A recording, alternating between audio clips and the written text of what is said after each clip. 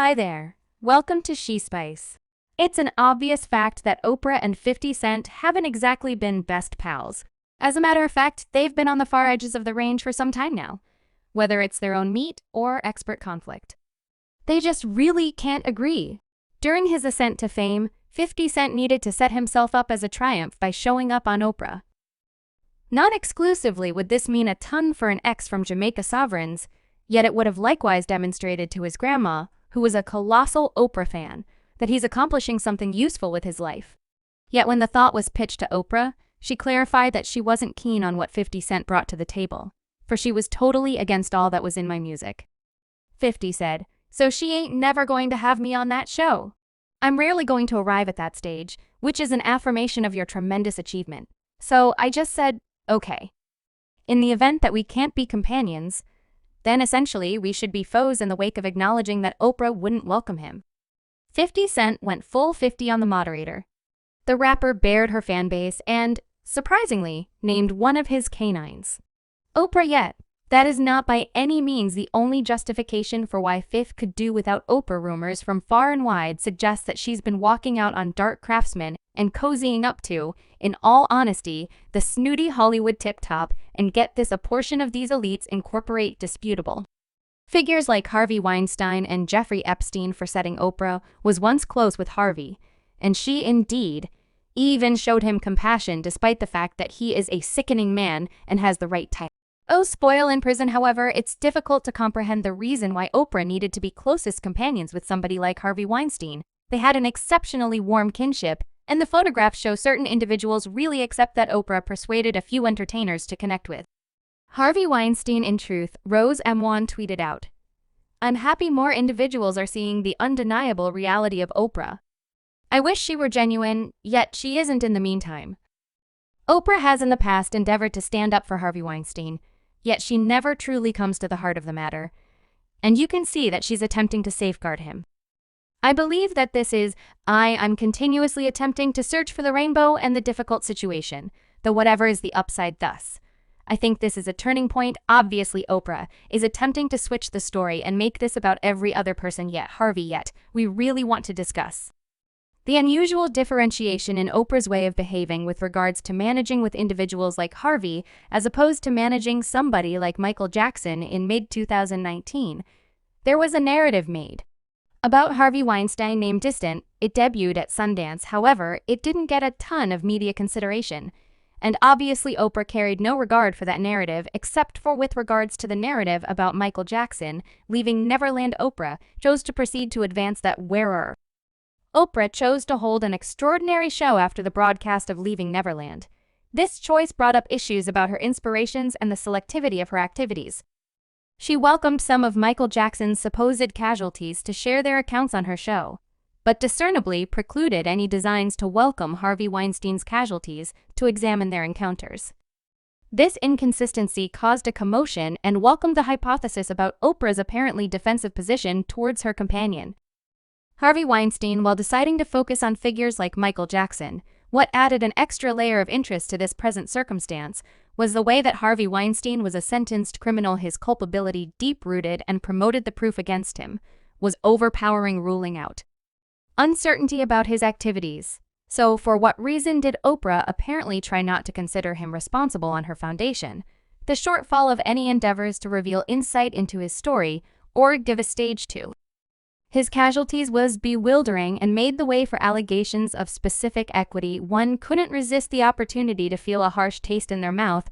While considering the timing and conditions of Oprah's emphasis on Michael Jackson, it was important that Jackson had died quite a while back, delivering him unfit to safeguard himself against the claims presented on Oprah's show. In the meantime, Harvey Weinstein stayed perfectly healthy with various casualties who had courageously approached the share their frightening encounters. So for what reason did Weinstein's story not get a similar consideration and investigation? It raised genuine worries about Oprah's thought processes and whether she was endeavoring to legitimize or safeguard people with a background marked by terrible conduct.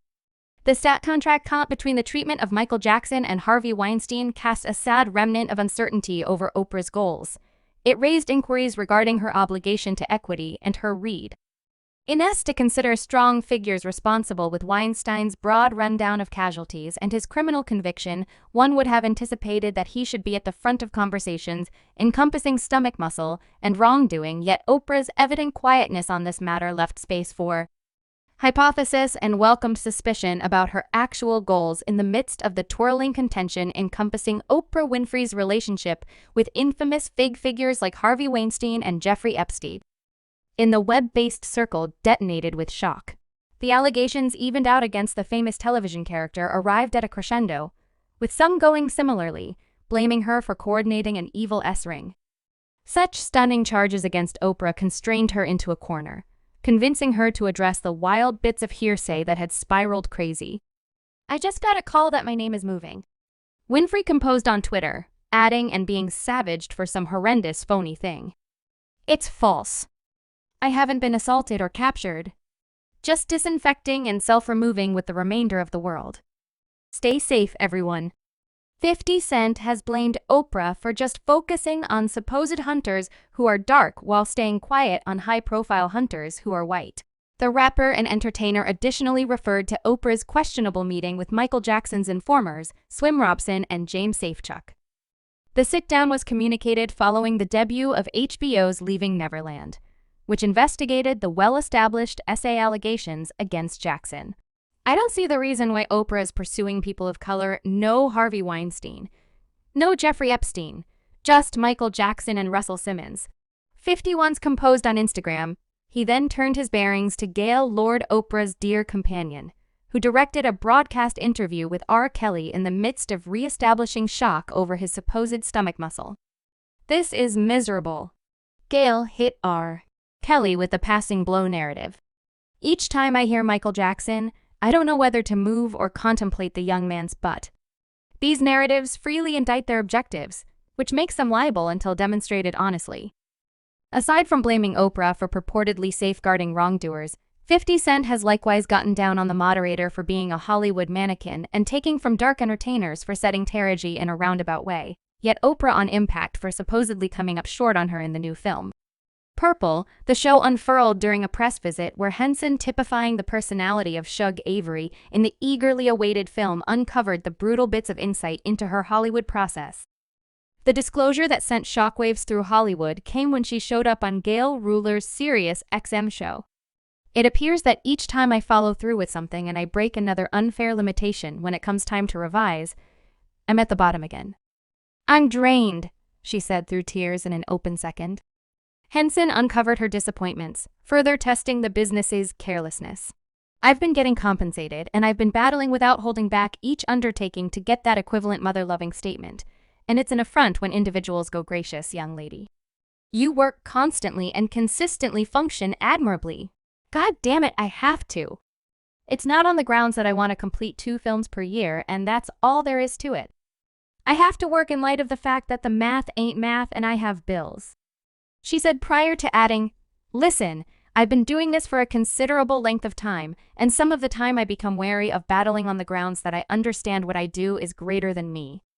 I realize that the heritage I leave behind will influence someone coming up behind me. My request is that I don't believe these individuals of color should have the very battles that me and Viola Davis Octavia Spencer are over here thugging it out and nearly needed to leave." Variety Purple, yes ma'am, who expressed out loud whatever. Yes, ma'am, since you know what. Furthermore, at a new vocation review facilitated by the Droop After Establishment, Henson extended her considerations and uncovered the compensation issue, which almost prompted her not to feature in Purple. "I'm truly fed up with people of color having a similar story." She said each time you accomplish something truly unbelievable, it's practically similar to the business views at it as an accident. Like, goodness. That resembled somebody time thing arranging a battle without holding back to get what you made the last time when where's my raise? I haven't seen a raise in that frame of mind since Glad Mary, regardless of the way that Henson had picked advancements for Purple to freshen up these issues. Had those watching persuaded that it was a sharp grievance towards the film's makers, especially Winfrey. The discussion went further when TikTok clients started criticizing 2 recordings from a press occasion to advance Purple while examining the 2 ladies' nonverbal communication. TikTokers became persuaded that Henson and Winfrey didn't get along, and that the Shug Avery entertainer looked desolate and awkward around her maker, Taji, and rapidly turned away. What's more, presently taking a gander at Taji, taking a gander at her legs, she locks it away from Oprah, looking into vacillating her eye and attempting to keep down tears. This TikToker likewise addressed why Henson was the main entertainer and Winfrey didn't contact Oprah. She is completely quit for the day. She has not even attempted to open up and was surrounding Oprah when she pulled out. Subscribe She Spice for more video.